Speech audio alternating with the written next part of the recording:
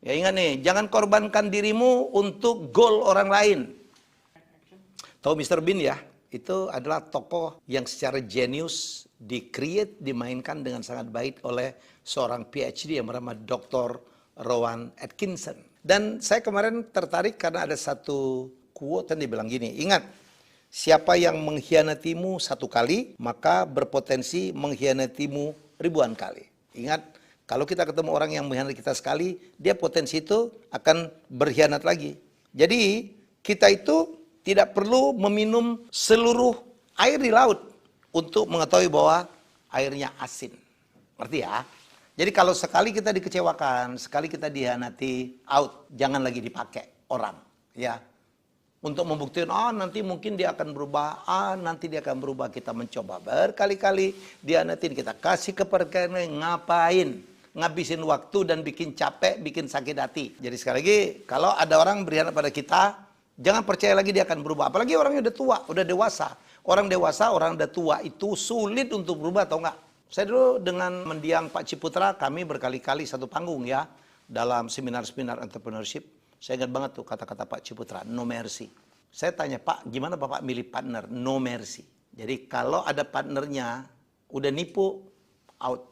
Kalau ada pegawainya nipu, out. Ya, enggak tuh, Pak, kita pecat dia, nanti dia begini, keluarganya nggak makan, nggak ada urusan. Makanya sebelum lu berbuat kesalahan, mikir. Saya sepakat. Apalagi dalam kita mau bikin partnership ya, dengan calon-calon partner gitu. Pak, belum apa-apa udah bohong, belum apa-apa dalam meeting, janjinya datang, nggak ada kabar, buang. Ya, kadang-kadang dalam bisnis kita, tidak boleh ada belas kasihan dalam rangka untuk membuatnya lebih baik. Kemarin anak saya juga ngomong begitu, ya. Saya nasihatin anak saya Azura di ITB, Pak, aku boleh nggak curhat? Apa Jur? Kemarin aku dipaksa temen aku. Kita kan ujian, ya ujiannya itu sebenarnya tidak online. Jadi anak saya itu dipaksa oleh temennya untuk mengakui kalau dialah yang mengirim link kepada anak itu sehingga dia tidak hadir di suatu tempat dan dia bisa ikut semacam tes atau apa. Dia dibawa tuh ke dosennya untuk mengaku bahwa link itu dapatnya. Dosennya kan bingung, lu nggak dapat link tapi kok bisa ikut ujian gitu atau tes gitu.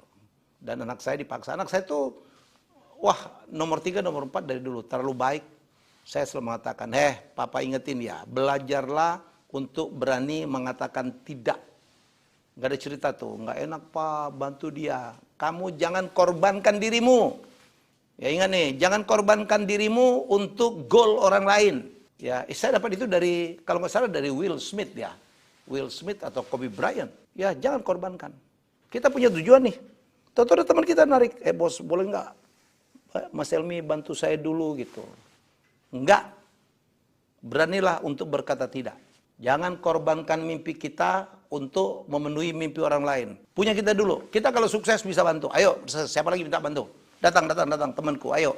Jangan dalam perjalanan kita udah terganggu kiri kanan gitu. Ya saya tidak mengatakan nggak bagus untuk orang yang terlalu baik, tapi apapun yang terlalu itu tidak bagus. Saya kemarin saya nasihatin untuk anak saya kan sangat terbuka. Kamu jangan lagi ya. Kan Papa udah iya Pak, makanya dia minta maaf. Ya beranilah untuk mengatakan tidak untuk sesuatu yang akan mengganggu mimpimu. Saya bilang what happen kalau dosenmu marah? What happen kalau kamu dikasih punishment? Jangan lah ya. Bantu tapi nggak begitu.